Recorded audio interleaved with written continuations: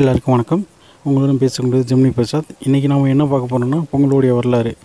பொங்கல் வந்து தமிழ்நாட்டில் பொங்கல் அறுவடை திருநாள், திருவள்ளுவர் திருநாள் என்று கொண்டாடுறாங்க. இது பன்னீர்செல்வம் தமிழ்நாடு மரபுகளை பற்றி ஆராய்ஞ்சவர். இவர் என்ன சொல்கிறாருன்னா, பிறப்பு இறப்பு இல்லாத தீட்டு இல்லாத ஒரு திருவிழானா அது பொங்கல் தான் அப்படின்னு சொல்லியிருக்காரு. இந்த பொங்கலே அஸ்ஸாமில் பார்த்திங்கன்னா பிகு பண்டிகை அப்படின்னும், மற்ற மாநிலத்தில் மகர சங்கராந்தி அப்படின்னு கொண்டாடுறாங்க. தமிழ்நாட்டில் அறுவடை திருவிழாவை கொண்டாடுறோம். உற்பத்தி காரணமாக இருக்கிறதுனால இது பொங்கல்னு கொண்டாடுறோம்.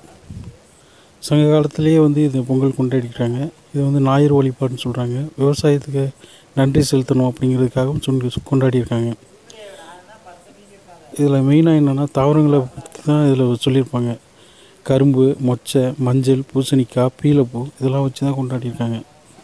ஆடம்பர விஷயங்கள் இல்லாமல், இந்த உலகத்தில் ஆடம்பர விஷயங்கள் எதுவும் இல்லாமல் கூட இருந்துடலாம். ஆனால் சாப்பாடு இல்லாமல் யாராலும் இருக்க முடியாது. அக்ரிகல்ச்சர் ரொம்ப முக்கியம்.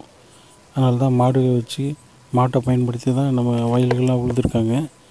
இன்னமும் சில ஊர்களில் பண்ணிகிட்ருக்காங்க. மாட்டை பயன்படுத்தி விவசாயம் பண்ணதுனால மாட்டுப் பொங்கலும் கொண்டாடுறாங்க. நம்ம பூம்புகாரில் பார்த்திங்கன்னா இந்திர திருவிழா செல்வம் அதிகமாக இருக்கிறதுனால, நம்ம ஊரில் தெரியும், தமிழ்நாட்டில் பூம்புகார்னு ஒரு கடற்கரை நகரம் இருந்துச்சு. அந்த நகரத்தில் பார்த்திங்கன்னா கொண்டாடியிருக்காங்க. பூம்புகாரை இந்திர திருவிழா அப்படிங்கிற பேரில் கொண்டாடியிருக்காங்க. அங்கே பூம்புகாரில் பார்த்திங்கன்னா செல்வம் அதிகமாக இருக்கும். அதாவது அபரிவிதமாக செல்வம் இருந்திருக்கு. அந்த செல்வச்செழிப்பை கொண்டாடும் விதமாக இந்த பொங்கல் கொண்டாடியிருக்காங்க. 1932 சென்னையை சேர்ந்த ராமலிங்க தம்பிரான் என்ன தொடங்கியிருக்காங்கன்னா, அவர் தொடங்கியதே போகி பண்டிகையும் இந்திர திருவிழாவும் அப்படின்னு தான் தொடங்கியிருக்காரு. இப்போ இந்த பொங்கல் சிலப்பதிகாரம், சிவசிந்தாமணியிலையும் வருது.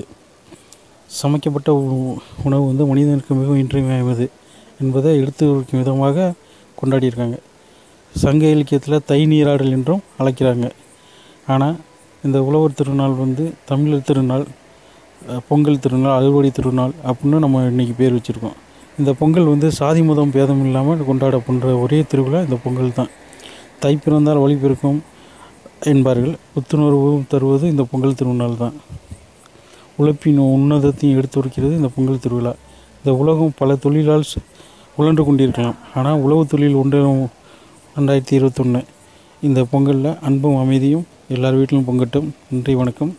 இந்த வீடியோ பிடிச்சிருந்தால் லைக் பண்ணுங்கள், ஷேர் பண்ணுங்கள், சப்ஸ்கிரைப் பண்ணுங்கள். நன்றி, வணக்கம்.